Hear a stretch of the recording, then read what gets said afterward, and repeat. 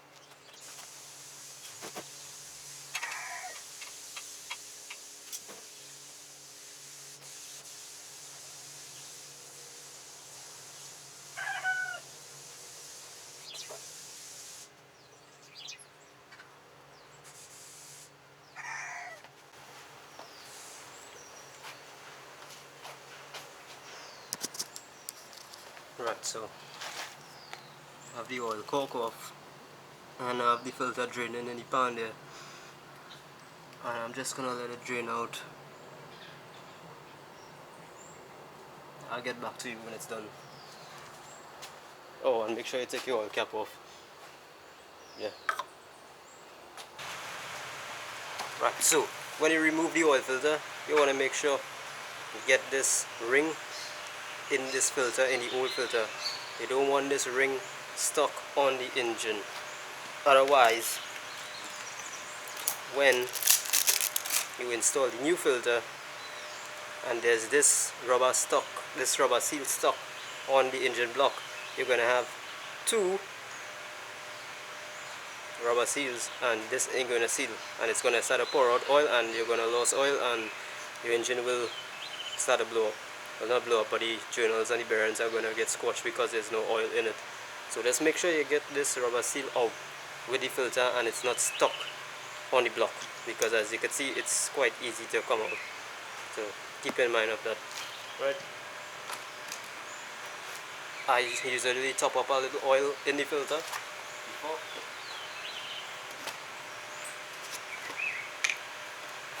Subaru uses a gallon and a quart, like half a quart, but I just buy 2 gallons because Subarus over time tend to use oil.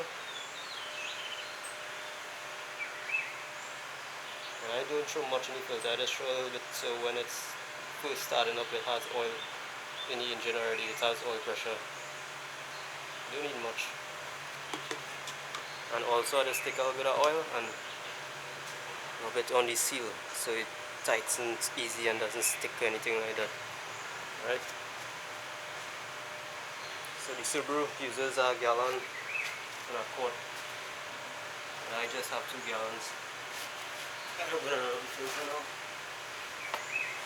And you don't want to tighten this with a oil filter wrench.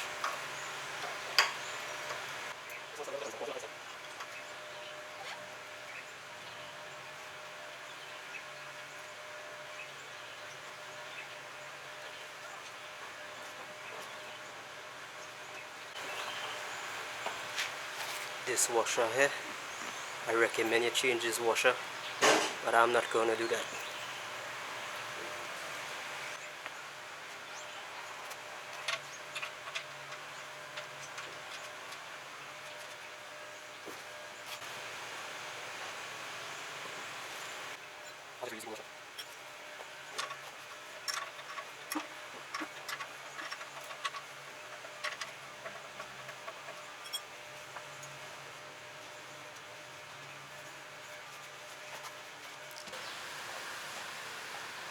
Make sure your funnel clean. Funnel too small, so I'm gonna try something there. And as I said, the Subaru takes a gallon and a half a quart, but I keep 2 gallons because my Subaru is 20 oil for some weird reason. But it works. So yeah.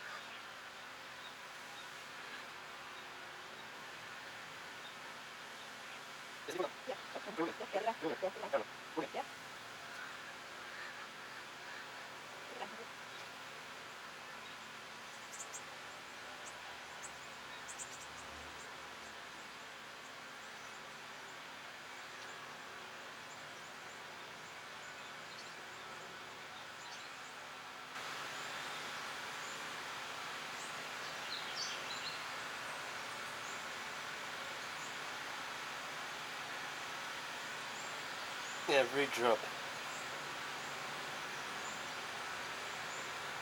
Because the oil not cheap.